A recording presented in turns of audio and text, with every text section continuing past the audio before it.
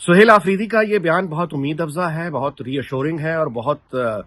مناسب وقت پر سامنے آیا ہے، جس میں انہوں نے کہا ہے کہ افغانستان سے کس طرح کی جارحیت برداشت نہیں کی جائے گی اور کسی بھی جنگ یا حملے کی صورت میں وہ پاکستان کی فوج کے ساتھ کھڑے ہوں گے۔ یہ بہت اچھی پیش رفت ہے اور یہ جو کلیرٹی ہے، اس کلیرٹی کا آنا انتہائی ضروری تھا، بہت اہم تھا۔ یعنی جو تاثرات پیدا ہو رہے تھے، دیکھیے دشمن جو ہے نا وہ افغانستان کے اندر اب تو پارٹنرشپ ہے کھلی ہندوستان کی افغانستان کی، بغیر کسی سے چھپائے، بغیر کسی پردے کے۔ تو اس پارٹنرشپ میں وہ مستقل بیٹھ کے دیکھیں گے کہ جہاں جہاں بھی وہ نقصان دشمن پہنچا سکا وہ پہنچائے گا، پارٹنرشپ سے پہنچائے گا۔ تو وہ تمام لوگ جو اس گمان میں مبتلا تھے کہ شاید پی ٹی آئی کی صوبائی حکومت جو ہے پختونخوا کی، اور یہ جائز طور پر تشویش تھی کہ ایک طرف سے افغانستان کے ساتھ معاملات جو ہیں بارڈرز پر بہت ہاٹ ہوں اور مقامی آبادیاں بھی اگر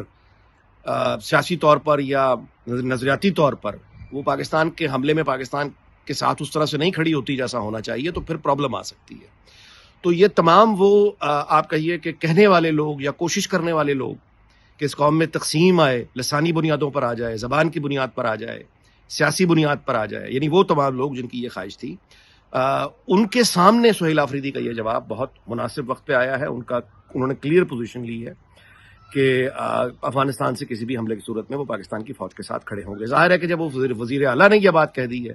تو پی ٹی آئی کی پوری صوبائی وہاں تنظیم ایک عہدیدار کو یہ میسج چلا گیا ہے، بیوروکریسی کو میسج چلا گیا ہے۔ تو وہ جو اس آپ کہیے کہ ملک کی سلامتی سے جڑا ہوا جو ایک اہم ترین سوال ہے افغانستان کے ساتھ، اس سوال میں سے بھی اگر اپنی مقامی سیاسی کوئی معمولی فائدے کے لیے سب کچھ ہی داؤ پہ لگانے کے لیے تیار تھے، ایسے لوگوں کو اب ایک میسج کلیئر سہیل آفریدی کی طرف سے مل گیا ہے۔ بجائے اس پہ کہ اس پہ ہم سہیل آفریدی کا مذاق اڑائیں، جو کچھ لوگ اڑا رہے ہیں، یہ غلط رویہ ہے۔ ہمیں بنیادی طور پر حوصلہ افزائی کرنی چاہیے اس آدمی کی کہ اس نے اپنی سیاست کو، جو ایک مقبولیت والی سیاست ہے، اس کو سائڈ پر رکھ کر اس نے حقیقت پسندی سے ایک اصول پر جو مبنی موقف ہے اس کو اپنایا ہے۔ پاکستان جو ہے وہ ظاہر ہے کسی بھی سیاسی جماعت اور کسی بھی سیاسی لیڈر سے بڑھ کے ہے اور اسی کو نیشنل انٹرسٹ کہتے ہیں۔ اب اچھی اور امید افزا بات یہ بھی ہے کہ دوحہ میں پاکستان اور افغانستان کے مذاکرات بظاہر کامیاب ہوئے لگتے ہیں، وہ کہ ایسے ماضی میں کئی ادوار ہو چکے ہیں، لیکن پاکستان کی جانب سے افغانستان کو پہلے اس طرح کا جواب نہیں دیا گیا جو اس دفعہ دیا گیا ہے۔ اس کے بعد افغانستان میں جو طالبان ہیں ان کو مکمل طور پہ امید ہے کہ سمجھ آ گئی ہوگی کہ پاکستان کس حد تک سنجیدہ۔ دیکھیے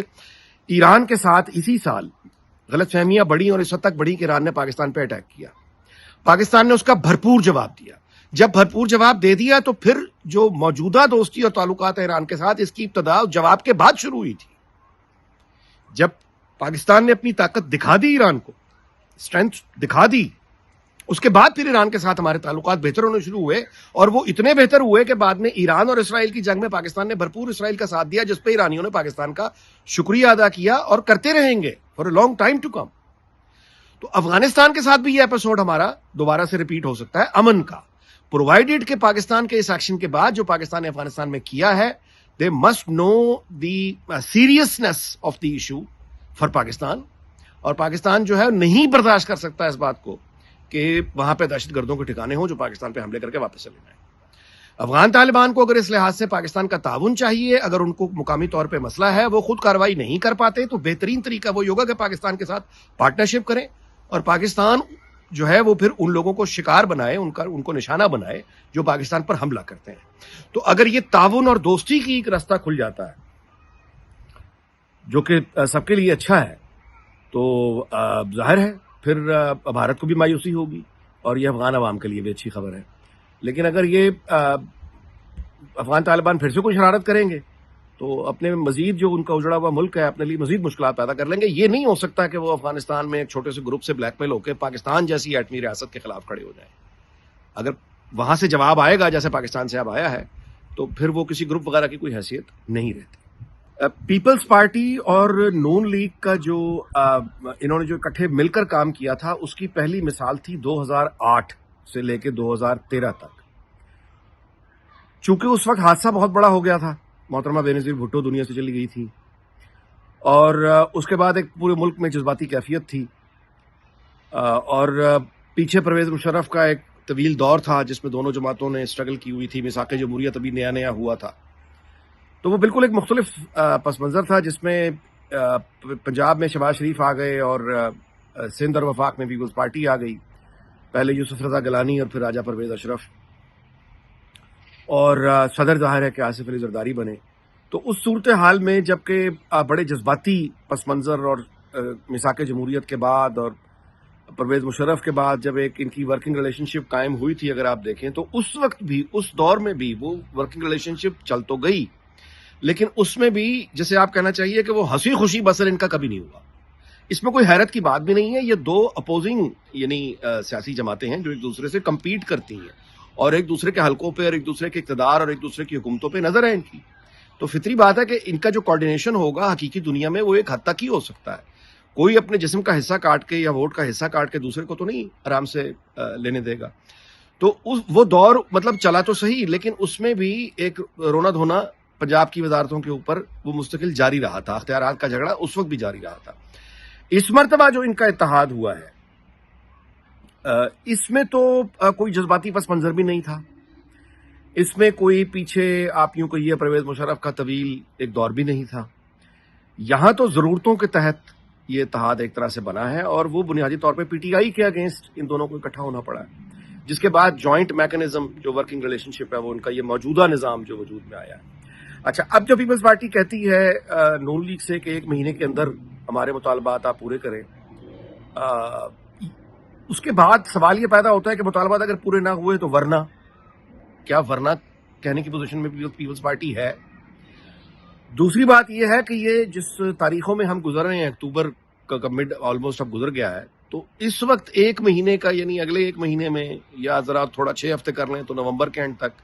ये इसकी यानी क्या इसमें ऐसी खास बात है कि पीपल्स पार्टी ने यह वाला वक्त दिया है। तो 2 सवाल, पहले एक तो ये कि अगर जो भी मुतालबात उन्होंने दिए हैं अगर वो पूरे नहीं होते तो वरना कहने की पोजीशन में क्या पीपल्स पार्टी है? जवाब है आज की तारीख तक तो नहीं नजर आता, ऐसी कोई बात नहीं। और दूसरी बात, जाहिर है कि ये जो वक्त है इसमें क्या राज है। अच्छा, अगली बात इसमें यह है कि जाहिर है कि पीपल्स पार्टी की ख्वाहिश है, प्रेसिडेंट जरदारी कई दफ़ा इस बात का इजहार कर चुके हैं कि वो अपनी ज़िंदगी में बिलावल भुट्टो को वज़ीर आज़म पाकिस्तान देखना चाहते हैं। तो इस पर भी उनको रियलिस्टिकली सोचना होगा, क्योंकि इस वक्त शहबाज शरीफ साहब वज़ीर आज़म हैं और उनकी वज़ारत उज़्मा के दौर में ये जो हाइब्रिड निज़ाम है, इसकी जो वर्किंग रिलेशनशिप है वो एक तरह से बड़ी मिसाली रही है। बैरुल अक़वामी दुनिया में खारजा अमूर पर पाकिस्तान की बड़ी गैरमामूली कामयाबियाँ हैं और शहबाज शरीफ के बारे में यानी बिलावल भुट्टो का जो बुनियादी तौर पर स्ट्रेंथ रही है वो उनकी फॉरेन अफेयर्स में उनका एक यानी महारत को, या एक यंग फेस पाकिस्तान का, यानी जो उनकी एडवोकेट करने वाले हैं बिलावल भुट्टो को, वो सबसे ज्यादा जिस चीज को सामने रखते हैं एबिलिटी को, वो फॉरेन अफेयर्स है कि बिलावल भुट्टो इज आलमी दुनिया में पाकिस्तान का वकार बढ़ा देंगे। अच्छा, अब ये वाली जो तसव्वुर था या ये जो लॉजिक थी पीपल्स पार्टी के पास, सेलेबल कमोडिटी, वो बहुत वीक हो गई है। शहबाज शरीफ ने खारजा अमूर को इस तरह से चलाया, इस तरह से चलाया कि बरतानवी जो अखबारात हैं, मीडिया हाउसेज हैं, वो छाप रहे हैं कि डोनाल्ड ट्रंप जो अमेरिकन प्रेसिडेंट हैं उनको डील कैसे करना है, इसका तरीका शहबाज शरीफ से बेहतर कोई नहीं जानता।